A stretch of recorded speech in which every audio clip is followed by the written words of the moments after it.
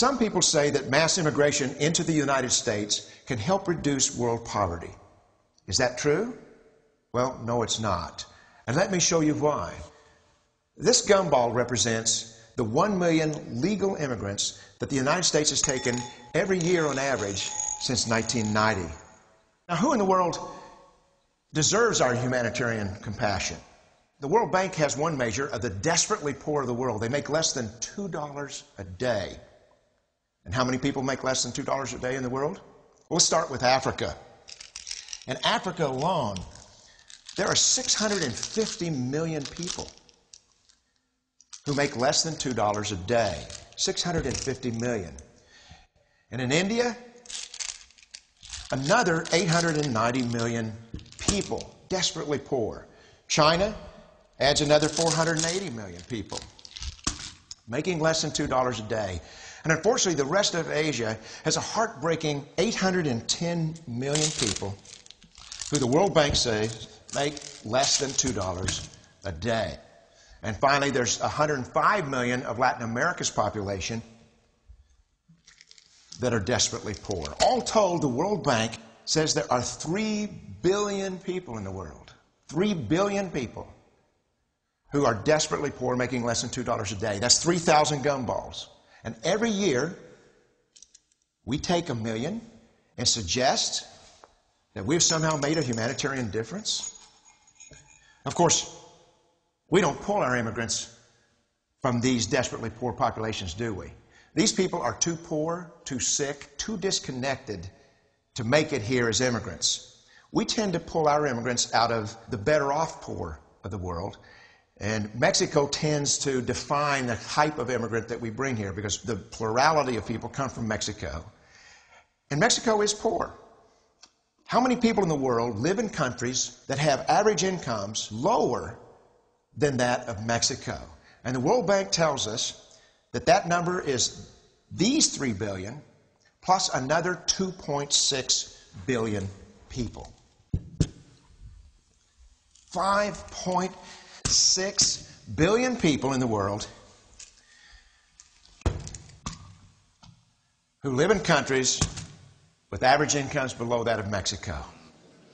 That's 5,600 gumballs. And so what is it that the elites are telling us?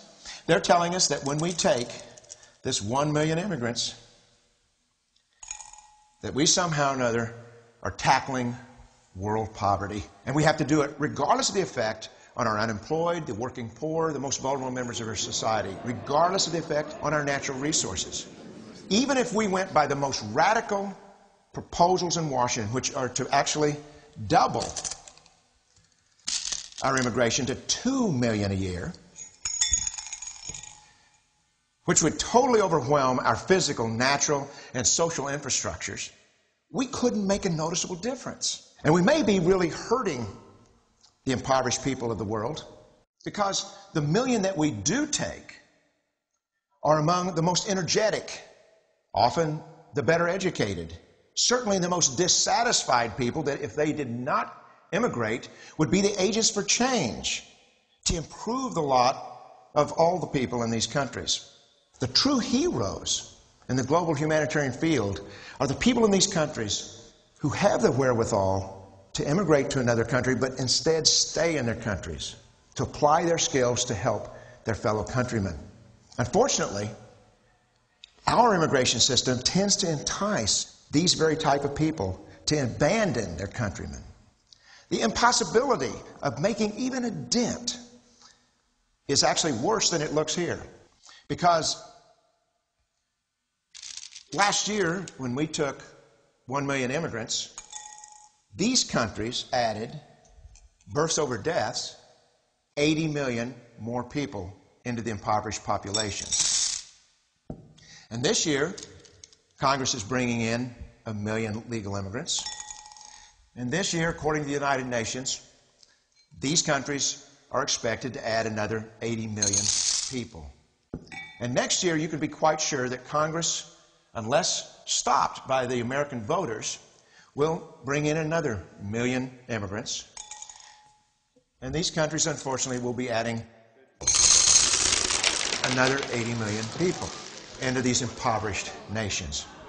We could take 5 million a year. But we'd never get ahead of what's happening in these countries. Not in this century. Don't you see?